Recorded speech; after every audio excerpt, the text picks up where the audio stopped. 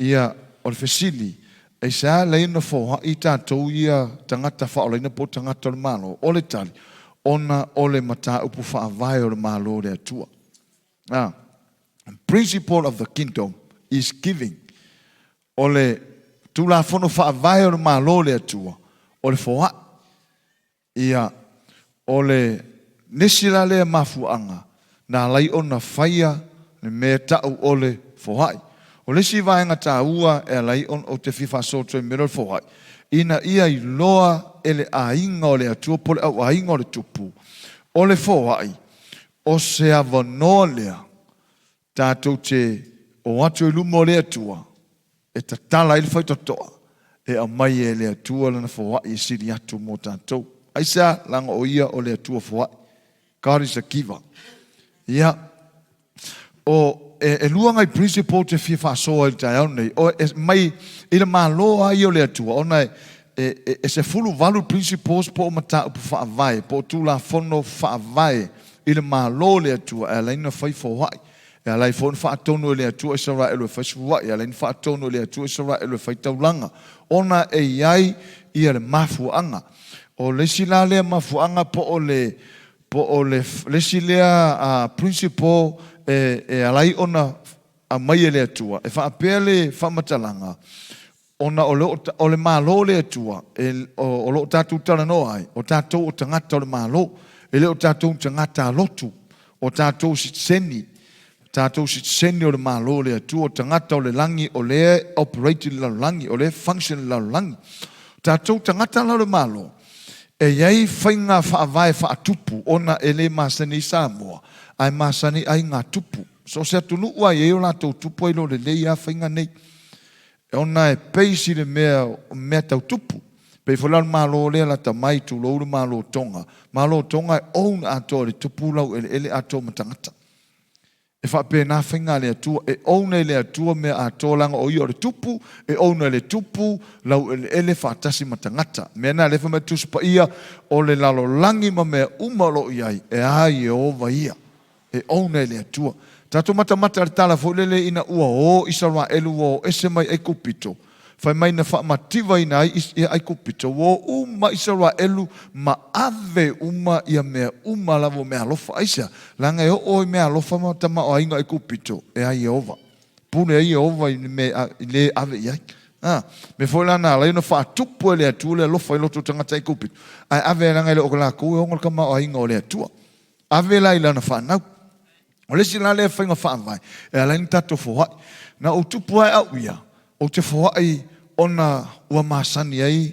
Na te halu lotu e whape. Na whainga lotu. E whawai. Ai leo o tato mamalama. E leo se whawai ona o se sistema se lotu. Ai o tato whawai ona o le principle malo le atua. Giving is fundamental principle of the kingdom of heaven. O le si lea whaavai.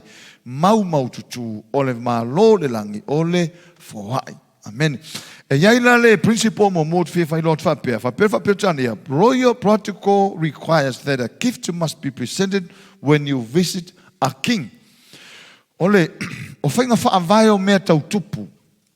E ta tau ona e saunia se mea alofa. E te alu wai e vaai le tupu. A whapea o hau lela usauni o te alu peo tani e vaai le tupu. O kere alu whaasamasama noa. O te alu ma le mea alofa aisea langa e malama o le ainga tau tupu so stangata e alu e asi tupu pe o le tupu pe fia whiloa e tupu e le alu fua. E alu ma ave mea alofa. Ai whai taula whenga whaavai alu maa lo le langi. O lo o tala noa mai e soto tolu whaafai po lusa fulu. O le e soto lua tolu whai po sulu lema. Ma teu teo no mas fulu wono whai po sulu wono. Male fata otas fulu valu fa besu wono. Male Ioane evangelia fa besu fulu. Ia mai si lava mautusi. O tusi e whenga intu ai. Fai mai. Fa tonu le atua Israel whaingo taulanga. Ai fa pena tala le atua. Awane i aise e tase o Israel. E sau yo uluma e le aise meilo na lima. No one appear before me with empty handed. Longa winga e awange e sauses e empty longa lima. Aisea, langa iei le whaavae o malo tautupu. O le ala tamu whai e whailo mai. Me le tau te whaalongo ia whaapea. A tfo i tātou i le malo le atua. E tātou te fo i atu se mera ua tātou whiwhinia. Ai whaatele le atua le mea nā, whaatele whaafitu. Nga ai fo ia se lautala. O le sia o onga tāua nā lai ona whaatono le atua Israel. O le tele o le foai mena a fai tau nei a mainga paulo le foai le fai mai. O le tele ana e lu. E tele fo i ana e sele. Aisa, ona o le tele o le mei ni limo le tangata Israel. Wa e tu uina le prosel fina ngalo le atua. Nga winga a whaapea o ke saumare se lauka la e foai. Nga winga o presa inga le atua. I le foai lea. E a tau ina le atua. E a mai le atua le taui. E whaafito na tau e le atua se lau tānare. Aisa, ina ia i loa ai alon au ainga. E le sisi tupu i luma, e le sisi tupu e tua, ua na o ia lava to. Tas me la tau te whaalongo ia onga tuspa ia whai mai. O le tele ana e lulu, e tele ana e whawai. E le, ina ia malama la au ainga o le atua. E ala ona whaapena mai tuspa ia, ona o le whainga whaavai o le malo le langi. O le mela na o le tala no mai tu spa ia fai mai au ne i loa se si o luma e le aise mei o na lima so se teimi lava o whaatono e le atu Israelu e o fai taulanga e ta tau lava o na alu le Israelu ma le me uulo na lima e fai taulanga ai le tupu ai se e whaamanuia mai le tupu amen lua o le lesi principle mapea o le mea lofa e te whaia e whai loa tuai ia lo wamana i o tupu longa winga e te loa ai e makua e loa ai e ha upo oe le tāua ma le aunga o le ale tāua o le tupu ia tia lo winga e fa pefe o value wina le tupu o le principle of apia the gift reveals the value and worth that you put on a king o so se me alofa o te whaia o te whaia le tupu e tau tuai le tuai ngā mea lofa leo te whaia. Lo whaatau ina, ma lo tau wau ngā ina o le tupu, ma lo loa o le tuai ngā tupu, e le tupu. Amen. O le mea lana, e alai ona, o se tuai ngā tūrā fo le whapea. How we value our king.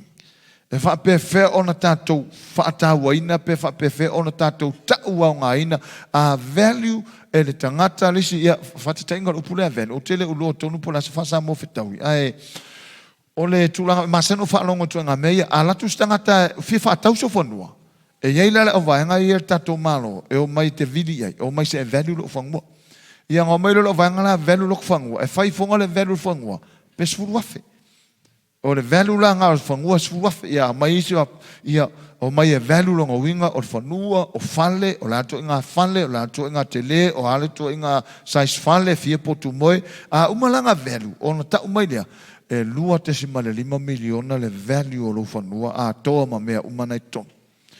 O le whaingala o te whai eise o te whoa ina le tupu. O te tau o tuai, o le ari tuai ngā value, o le ari tuai ngā value, le value wa iau le tupu. Po o se tupu, taungata, po se tupu e taungofie. O lea o ongala o melo fo i tau tupu. Ia a tonu o lea tau te whaalongo so o lava i le tala ia se epa. Ia i le tupu se epa. I le o se epa le norfinge o le tupu se epa. O tupu whawhine o se epa. O lea ia inga i o maa lo tau tupu. O le competition me fai. Competition tupu. E maa malama mai mea tau tupu. Malama le ainga tau tupu mai lava i le fionga pa ia le atua e whaalongo le stupu e tamwhai le stupu e whaato i lalo le stupu tamwhai le stupu e whaato i lalo le stupu lona winga a whaapea ua whaalongo hau o le tupu i le matau tia o le tamau ainga o le tupu la ona i o tatou lo o leisi lea principle mea tau tupu o le tamau ainga ma le oloa a le tupu e whaelo tua i isi tupu lona mamalu ma le tuaiga matautia la iai o ia. Se ia u faitau ina atu le maule i le lua tupu. Ia ona tatou atu e le whaauau.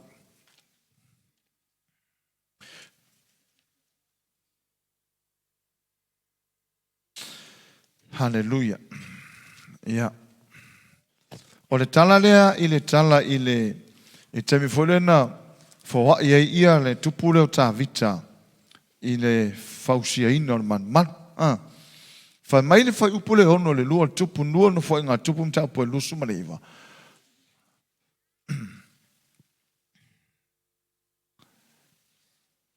Ia, okay.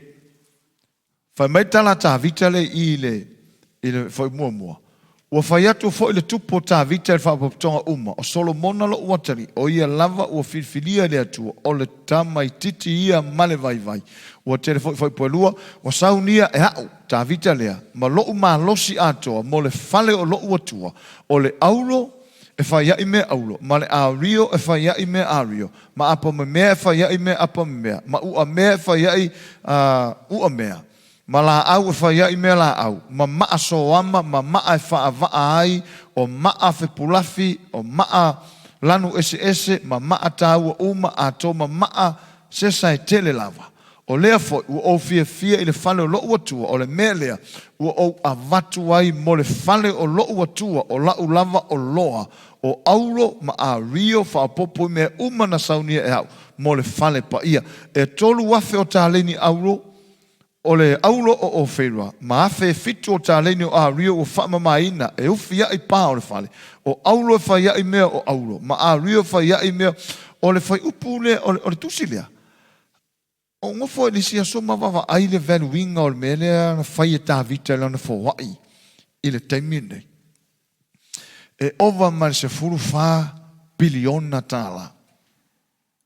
More than 14 billions of dollars US. A whaakusa lan fōa i tā vita mar fōa i le nuu atua. Ko i kiki ako kusa le fōa i le tangata tōtas. Ma le fōa i le isarwa elu atua. O le tamau a ingo le tupu. E ilo ai. O lona ma malu le nā, ma lona tamau a inga le nā. E le mana ola le tupu le, e whaato i lalo ina lona tupu. I se tupu. Le ala nā o le sau se epa, le tupu tamai tau se epa, ma lona tamau a inga. Ina ia whaafeiloa i le tupu o Solomona. Ina ia whaato i lalo le tupu o Solomona. I lana whoa. Ia, lea tau te māmalama le tala. O le a o onga tuspa ia. Na fo i le tupu tamai tai lea.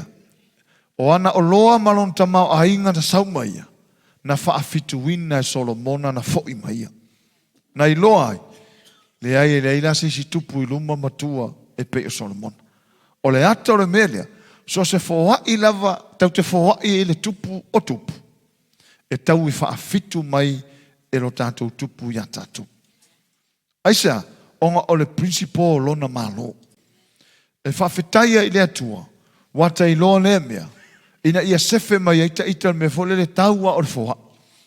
Taua o le fōa, o le mea ua taua nei fōa. Ni ai, o ta te anuro e asi tupu, o le mea ta te ave le tupu, o le pest, aisa, e ka waku laka fōai.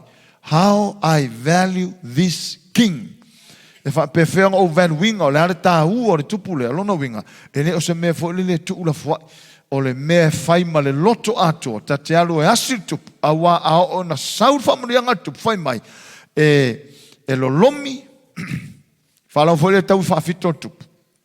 E lo lomi, e lo luwina, e solo i tua. E tau mai nā, ele ai se isi tupu, e tutusa mara tātou tupu. O le mela o fia whaasoa al fōai i le nei taia. O na tele, ya, kani wa, o makua i, o tele o po whemea tau a mata mai le te leo o whamanianga le atua mene fōa. Tau tangtanga i mai le spika le tua tui. E le ua ngā o mai luma o nei mea. O le fōa. O lau tau fōa i lea. I nei fishing, nei chicken and chips a ta i lima tāna. Wai le ta i lima tāna. Le whai as whalai le uma. Whaatasi mahau tau wō, ua whaatau mai i ta i lima tāna. Whanau mai ai le whaafe mon tupu Samoa. Mau ai le afe lima se lau. O le whaafe mon tupu Samoa na tūlau ele mai ai i Samoa nei sa pikalia. A tonu wawa a tonu sila mai e whaatau wa. Ae o spika nei. O lea ua ki i le toa ngā ki e whetau i male saisol tātou whale. ai a ki nei le me ngata le malo se speaker le o longa winga la ngona mai ol fa supermarket kira fai asin malo los o tato speaker le sei momo ia pe fa speaker fa ko a mo me tasi ona so lua me le ole winga la fa matalanga e mo mole tu el fa ftai so se fo ia te faia ia eilo e te le fo i mole lotu o lo e fo i mole malo le tu me uma ia pe la me le vai ele ai se tatu ngau ia o fai a te e o sausia me le ele o pisia i se mea, ele o tinga ina su ni mea, te ia wa tu mani mele, ona o si mea whata wa alawa, ai ta pena ele atua mole mea te le. Ia, le ala o whawhetai le atua, mole si mea whapea ai, tu i le spito lea.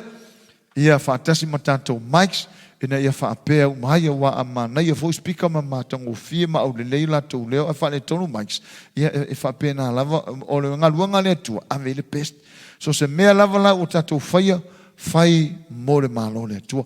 O outou umalavo e sa whawai mai. Ona whapea whatau sau mea ai la te sau o ia te su mai mtala mai o ao e te fia whatau te fia tau samir manongi o mea ai. Ai ngalo ia oi, o le te whawai to tonu le malo le atua. Le laua i e tatou spika lea, o le matua ma nai atua matango fie. I le whatula ngangalo i e teimine i le lau whai talatu. O le whatulanganga le speaker temine, o le speaker mua le sa mua o le whausanga lea. Ia o le best fo lea. Ia le ala iai ona o whanau mai manatu nei. Ona sa a wina fo lea ang tuspa ia. O le excellent ale mea silion tau. So se mea te whai ai lea tua, whai i ai le mea o vatu. Ona le leima matango fia. Le lau i me lea, whaftai tu fo ia e te outou, ona i le fatu sa tu ina mai ina o tatou paanga mai fafo. Ia o le sa so soani le mai ngo speaker nei. E iai fo i lesi uso o lo o ia ofo ina ia tatou microphones. Ia o le ofo lea, ia o te tonu i le aso tu sila iai. Le lau tu ina lo ia mo le vi ingo le tua ai i le o ongo mene ta fo. So se tupe lava te fo ina pe o tatou tau langa masuluai. E te le o fo i mo le whaife au, e te le o fo i mo le lotu, ai o lo e fo i mo le malo o le atua. O mea umane to sisila mai ai o screening ei, o cameras, o screen ei lunga, o sulu, ma mea uma ia, o mea uma o le fo i mo le malo. Ia vai, ele ia ia ngisi o whaiangi sao ngā kupe ma whaiangi mea, ai o le fo i le malo le atua. E au mai e sau nia le atua mea mela lea. So se teimi e whai sau fo, ia eilo, o lo e fo i le malo le atua. O lo e sau ma le best, se ia tatala le atua whai to toa o lona whai ngā malo. Ai sa saa mai le best of the best. Mō lana whanau. Ia whamanu ia tele le atua, i lau whai ngā best i le neita he au. Hallelujah, ia, mala watu le, au, praise the Lord.